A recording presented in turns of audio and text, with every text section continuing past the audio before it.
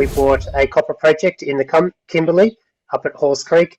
We're busy working on a scoping study at that. That'll end up being a copper zinc heap leach project, which is a low cost capital entry point. So look forward to getting that out to market. Newly minted Cobalt Blue CEO and inventor Dr. Andrew Tong joins us now to discuss his vision and priorities for the company. Andrew, congratulations, and it's nice to meet you. Great, thanks Jonathan. Excellent to be chatting with you today. Really excited to step into this role. I've been with Cobalt Blue about 7 years or so been there since the beginning. It's really exciting to now take on this extra responsibility and work closely with the team on our vision and strategy. So let's talk about that responsibility and what you bring to it. Can you give us a little bit about yourself and what you've been doing over the past few years? Sure. I've been in the resources sector for a bit over 20 years. The first half of my career was mainly in the process engineering and metallurgy roles. Second half has been a blend of that, while I've also stepped up to some corporate management positions. Over the years, I started a gold company, and that was an entrepreneurial role over in South America in Peru. Did that for a few years. I've been CEO for a copper business where we did a turnaround from a distressed asset into a sale. So we were able to get the shareholder value out of that. And then now this is my third time being CEO and looking forward to bringing some of that expertise to this role. So as you said, you're bringing a lot of experience and expertise. What attracted you to Cobalt Blue, and what are the priorities that you're now looking at for the company? Sure. So when I first started, the company is really focused on the Broken Hill Cobalt project, and we've made massive advances on that through to feasibility study stage. But unfortunately, at the moment, with there's some headwinds around cobalt price, it's a little difficult to advance that project at this point in time. So we are definitely committed to it, but it's one for the long term. Right now, the key things within Cobalt Blue, in terms of my vision, is trying to derive some revenue from our assets. So the last little while, we've been looking at all of our assets and considering how we might maybe be able to monetize those over the next 3 to 4 year period.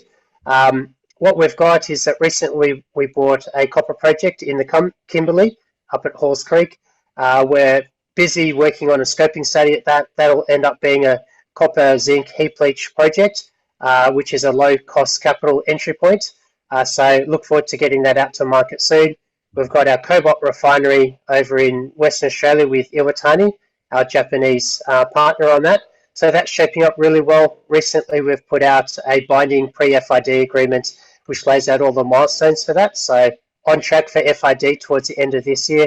There's enormous interest in that project from Australian government, Japanese government, and obviously all the off-takers around the world for cobalt, which is both the EV market and also defence market at the moment.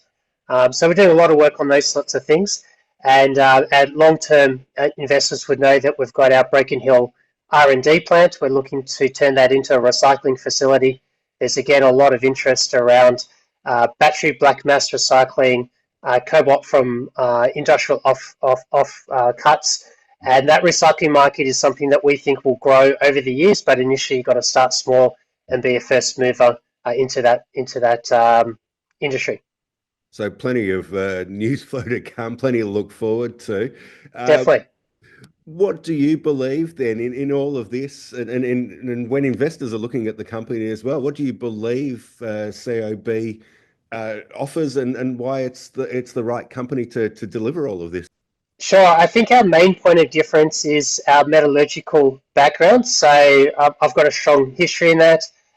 We've got a team where 3 or 4 of them are chemical engineers or metallurgists. So that's really our point of difference compared to some other companies. When I think of our points of difference, it's our strong technical skills. It's the fact that we've built and run our own R&D pilot demonstration plant in Broken Hill for the last 4 or 5 years.